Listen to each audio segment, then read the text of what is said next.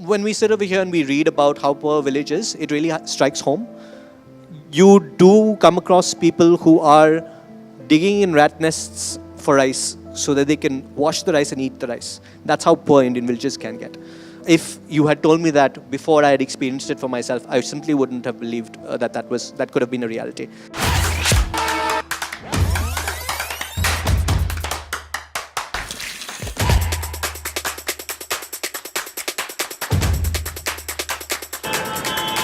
When you thought that, acha, theek hai, now I need to get an MBA degree because whatever I've been doing so far is not going to give me that dividend or return that I've set out for in life, maybe doing what I'm doing right now. It was a complete mistake. At the point of time I stumbled into it. In retrospect, it was a great thing that happened to me. I did the CAT because I thought I was going to get into advertising, and in order to do well at advertising, I thought I should go to MICA. And having got a certain CAT score, which was allowing me entrance at other B schools as well, I was advised, hey, you should go to the best B school that you have a CAT score of, because that will open much more opportunities and you have many more choices thereafter, which turned out to be the right advice. If I was in advertising and I was trying to make things work with my extracurriculars life and the long hours that advertising demands, it could have been quite a different life that I led. So I am happy that the person who gave me that advice. And I would also say, hey, don't close any doors for yourself. Don't make any predetermined choices in your head as you're going in. Now is the time for you guys to figure out what it is that you would be interested in. And for sure, there will be some people who will be very, very certain that they're going to get to this end goal, and then you should take those classes. So I was one of the few people who audited some classes without actually having it on their academic record, which is quite mind-opening. I knew a lot about marketing, so I did a lot. I audited a lot of finance courses and game theory courses and these subjects that I would never have scored well at, but it opened my eyes to things that I otherwise would not have known. And I advise you as well, if you're going to become a leader of an organization, it probably means you're going to have a mastery of several other subjects. So if you're going in for just core Fin because you want to become a Fin major and you don't have any HR subjects, you're probably making a mistake, because at some point of time you're going to have people reporting to you and you're going to do that quote-unquote HR-related work. So have a breadth of exposure rather than a very narrow set of exposure if you can. Right. You mentioned that, extracurriculars was something that was driving you, right? Tell us a little bit about your experience in IIM Indore when you actually went in there. Did you become good at academics, or were you about to flunk as well there because you were focusing too much on extracurriculars? I actually tried not to focus on extracurriculars, but I think I could have concentrated more academically. I spent a lot of time quite morose in my room watching TV shows, which was a waste of time in retrospect. I don't know why I did that. I think you should be out there making friends. I think if you're definitely focused on your academics, there are easier ways to do well academically than to study everything yourself. Asking people the things that you're weak at is the way out. And being very upfront about the fact that, this is my weak spot, can you help me? Which is not something that when you go in, you're trying to prove yourself, and you're not going to take help from anyone. Forget that, abandon that immediately. I would also say there are some institutes which are much more cutthroat than others. And it's people trying to trip other people up. Don't do that. That doesn't help people out in the long run. And in the long run, the most valuable thing, and you've probably heard this before, that's going to come out of your MBA degree is your friends. And if you're the person who's tripping other people up, you're not going to have those long-term friendships. So definitely don't do that. And also understand this. If I am tripping somebody else up on my way to academic success, let's say, that person, he or she, is not going to do as well. Chances are you didn't do your full potential of performance. If you help them and they help you, both of you are likely to get better. And you're not competing with the small set of people who are in your institute for what you assume to be the 5 coveted jobs that come on campus. You're actually in a much bigger world outside thereafter competing for jobs. And if you gain more inside the institute, you're better positioned to gain those other jobs outside than those few jobs that you tried to, not help somebody else out about, or try to get there ahead of somebody else. Let's talk a little bit about. I know for a fact that you started something in IIM Indore while you were there, and you were active member of it, and then you made sense to a lot of people about the requirement of that particular bit. What was that? What was that like?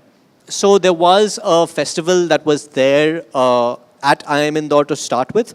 And then that was we decided to branch that off into the B School Festival and have another cultural festival. So there were going to be two separate festivals in IIM Indore, and I started the cultural festival. Me and two other people started the cultural festival in IIM Indore, and I think it was ambitious because the campus of Indore is very far removed from where the sponsors are. And then you're also trying to get sponsors for the B School event, also trying to get sponsors for this, and you're trying to delineate both of the two. We were also trying to get non-MBA students for the cultural fest as well. And we laid this very large promise to the campus, presenting to the campus, saying that we were going to deck up the campus in a very different way.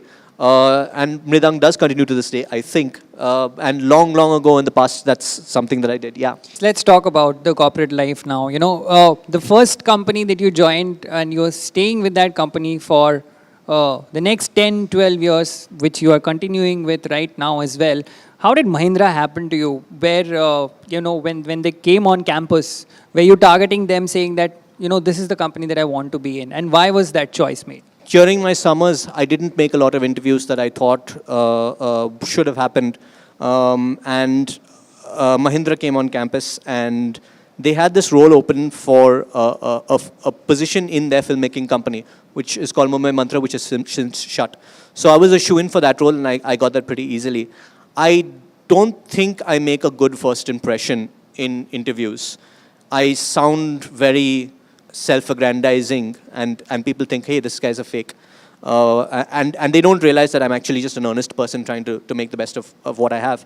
So I did my internship with them, and I did well in the internship. And as a result of doing well in the internship, they came back and said, you know what, we think that you're not a well-rounded person, and what you have missing is the rural area. Little did I know they were trying to pitch a job to me. So it was not really an interview in that case. It was them trying to convince me to join a particular role in Mahindra.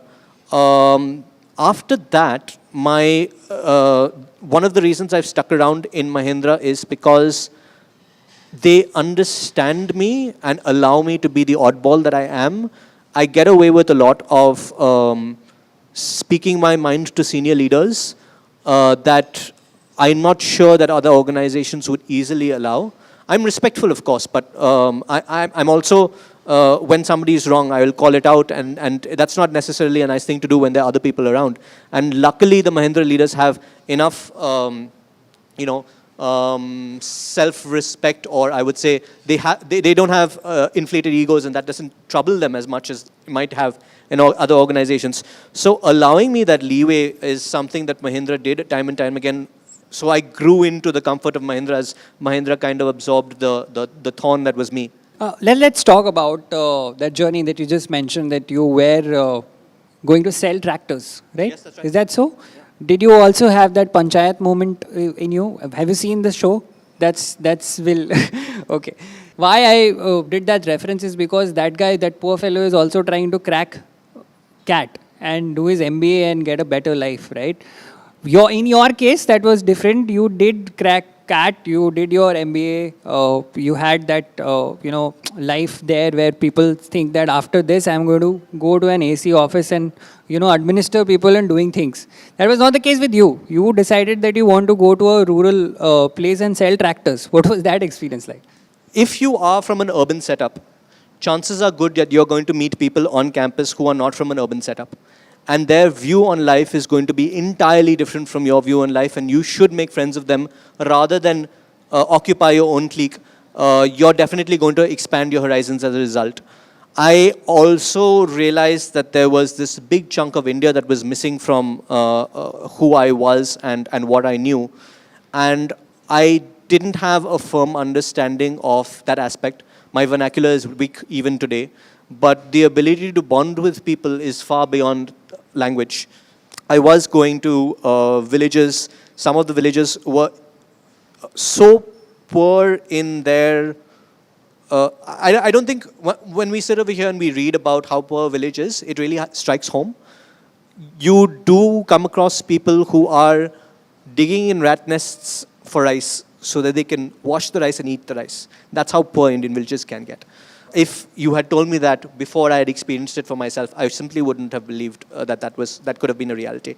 If you can make a difference there, and if you can bond there, if you can speak at, if you can make friends at Malaba Hills, but also make friends in the Kushna Sagars of UP, you get this breadth of experience which is so much more valuable, and it makes you a very grounded person. And our wants can be very, I want a fancy car and I want to live in a certain space. And then you realize here are these people who may not have that much. So the people I was selling tractors to, these were people who were bullock farmers, and they were moving from bullock farmers to tractors for the first time. And they were very apprehensive about what a tractor was. So when you see that jump that they are getting in their lifestyle, and a gentleman thanked me, he said that, because of this tractor that you sold me, my lifespan is probably going to be many, many years more, because otherwise I'd spend 8 hours behind a bullock. I'm spending 1 hour tractor. Maybe my son can go to college. And that's true for some 50,000 families that I might have sold a tractor to. Maybe not all of them. Some of them were rich farmers who bought a tractor. But that is a very grounding experience that will... there's something that can people reach behind the glamour behind an MBA, and the jobs that might be jet-setting and glamorous, and there's a carrot that dangles, and you want to go and follow that life. And recently there's been a lot of people who have been retiring from Mahindra. These are people who are clothed in great power, and then they suddenly don't know after they've retired how to book a flight ticket, because flight tickets have always been booked for them. So don't get into that position where you're so removed from what is essential and down to earth that you're not able to connect with every sort of person.